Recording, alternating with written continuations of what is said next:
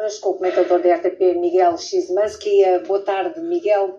Neste novo ciclo na Europa, que peso é que têm estas palavras de António Costa para a situação da Ucrânia? Olá, boa tarde. Eu penso que é um discurso desfasado da realidade, tanto no campo de batalha, onde decorre esta guerra, como no palco político nos Estados Unidos, onde se decide, de facto, se haverá negociações e que tipo de negociações haverá. Porquê que diz isso? Porque existe um plano de paz para a Ucrânia, delineado pelo general Keith Kellogg, que é o conselheiro e o enviado da futura administração norte-americana, portanto já a partir de janeiro, para a Ucrânia. E este discurso isto é uma espécie de discurso de Guterres 2.0.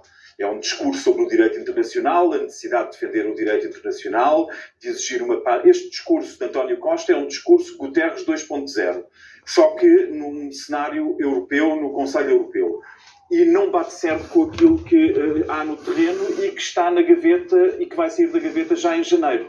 Porque o general Keith Kellogg não prevê muito disto que António Costa diz, a começar pela salvaguarda do território ucraniano. Isto não está no plano dele. Até o próprio Volodymyr Zelensky ontem admitiu, em troca de adesão à NATO, que houvesse território controlado pela Rússia que depois ia sendo recuperado mais tarde.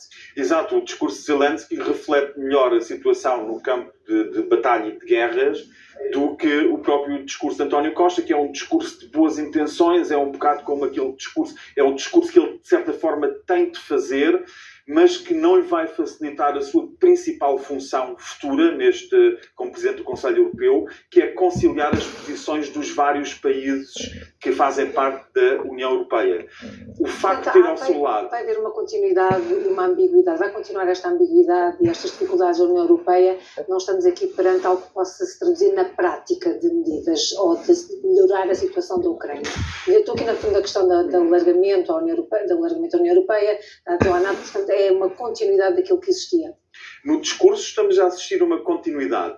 Na prática estamos a assistir a forças centrífugas a fazerem sentido de uma forma muito perceptível, e essas forças centrífugas já empurraram uma Hungria, uma Eslováquia, dentro da NATO, portanto num plano mais alargado, a Turquia, para fora deste discurso que António Costa está a ter, que é um discurso de há 6 meses, não é um discurso de hoje.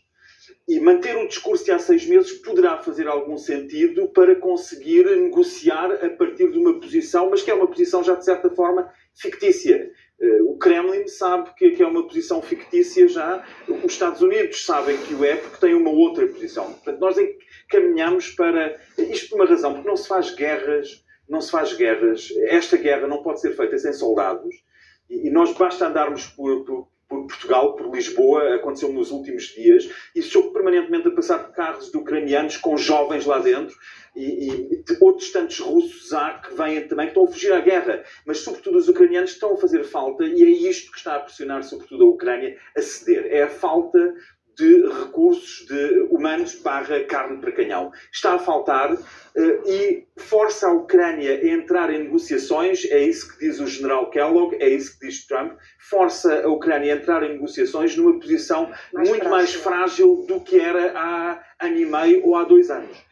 Mas também, por outro lado, o general Kellogg, o enviado de Donald Trump futuro a partir de janeiro, também diz que o fornecimento de armas não vai acabar de um dia para o outro. O fornecimento de armas norte-americanas vai servir para pressionar a Rússia a, de facto, sentar à mesa e não continuar a aumentar o seu ascendente militar sobre a Ucrânia, porque é isso que nós estamos a assistir. É um aumento do ascendente militar que, aliás, desde a primeira hora que estava praticamente delineado, porque nós não podemos, sem entrar diretamente, o Ocidente não pode, a NATO, a União Europeia, sem entrar diretamente numa guerra, com um envolvimento direto, com o envio de tropas, Macron chegou a falar disso, não pode mudar o rumo desta guerra, sobretudo quando o principal financiador, que é neste momento a Alemanha, já não são os Estados Unidos com a entrada de Donald Trump, não tem uma posição também alinhada com esta que António Costa está Até porque António Costa recupera uma das frases que já tem sido muito dita, que é compensar o infrator, ou o agressor neste caso, é uma ameaça para todos. Compensar no sentido de deixar ou de haver cedências de território. Mas com a entrevista de Zelensky passámos para outra fase, para outro contexto. É o contexto das declarações que fez, de admitir pela primeira vez esse cessar-fogo com essa cedência. É o novo presidente que dá a entender que há aqui conversações entre Zelensky e Donald Trump neste sentido e... ou seja, estamos aqui numa fase em que poderemos estar a caminhar para essa negociação ou não, mas com outros moldes.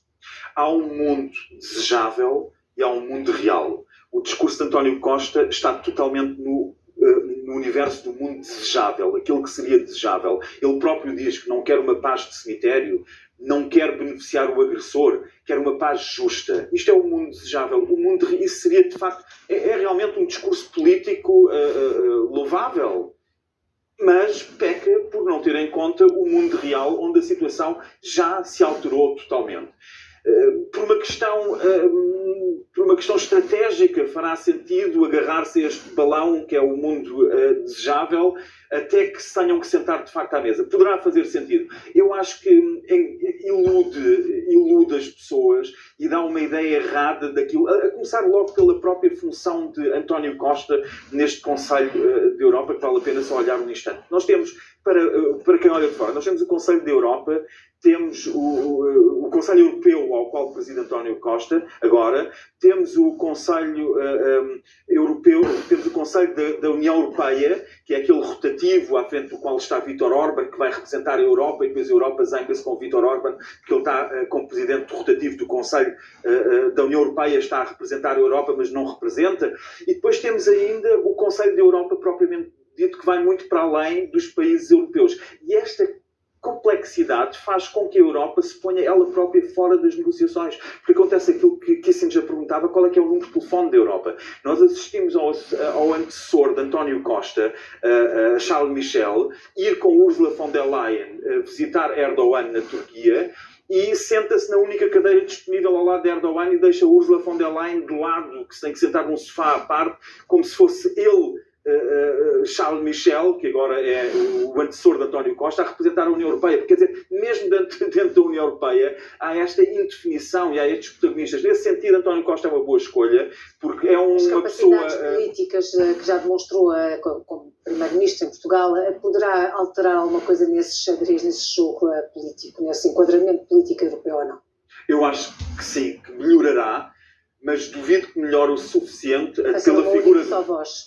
Não vai melhorar o suficiente. Ainda por cima, ao lado de António Costa, temos Kaja Kallas, uma política liberal e um falcão desta guerra, portanto, falcão no sentido em que o agressor, quem invadiu foi a Rússia, o agressor é a Rússia, mas há esta posição que já houve também entre os republicanos norte-americanos, que a Rússia não podia ganhar esta guerra, não se podia deixar. Esta é a posição da atual alta representante da política externa, que é mais uma figura que pretende representar a Europa no exterior, que é Kaja Kallas, que é um falcão para manter a pressão militar.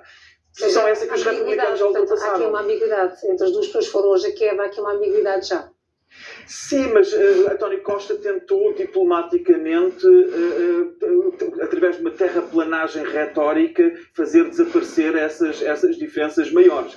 Mas, de facto, os países bálticos têm uma visão diferente. Nós assistimos, desde os países bálticos, ao primeiro-ministro da Polónia, Donald Tusk, que também já representou o Conselho Europeu, mas que agora, como primeiro-ministro da Polónia, está a preparar cenários de guerra iminente, quando o que está na mesa são negociações. Portanto, nós temos esta disparidade tão grande entre países como a Suécia, os Bálticos e a Polónia a puxarem para uma retórica de guerra iminente, e do outro lado temos quem de facto vai decidir as negociações, que são os Estados Unidos e o Kremlin, a prepararem-se para negociações para desescalar esta guerra. Há, portanto, toda uma ambiguidade muito grande que, sobretudo, tem um efeito.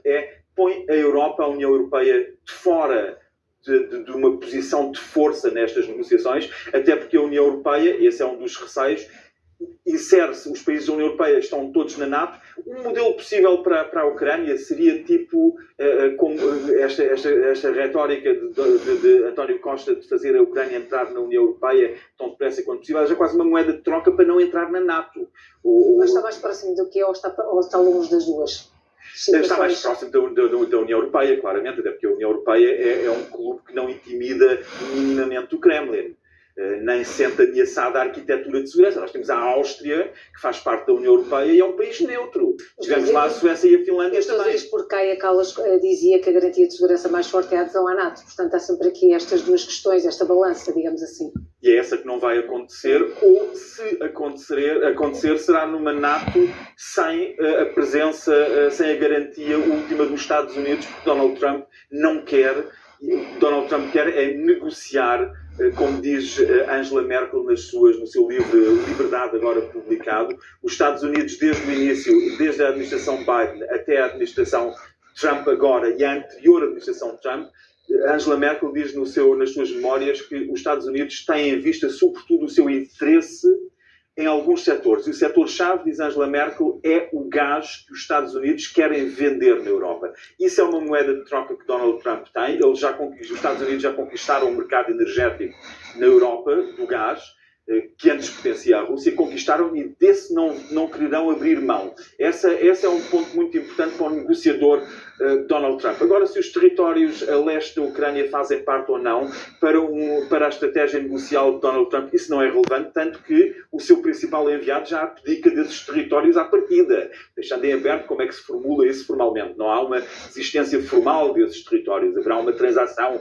fala-se desde um leasing a 100 anos a uma reavaliação daqui a 15. Tudo está aberto, mas o que é certo é que este discurso de António Costa e de Kaja Kallas não é aquilo que muito provavelmente, porque já anunciado, irá acontecer a partir de janeiro. Só para terminar, este pacote de medidas apresentado hoje é uma ajuda suficiente, tem a ver com a energia, tem a ver com a assistência nos próximos, se bem que o apoio que prometeu a António Costa foi a todos os níveis, mas fez aqui este anúncio, o que é que parece?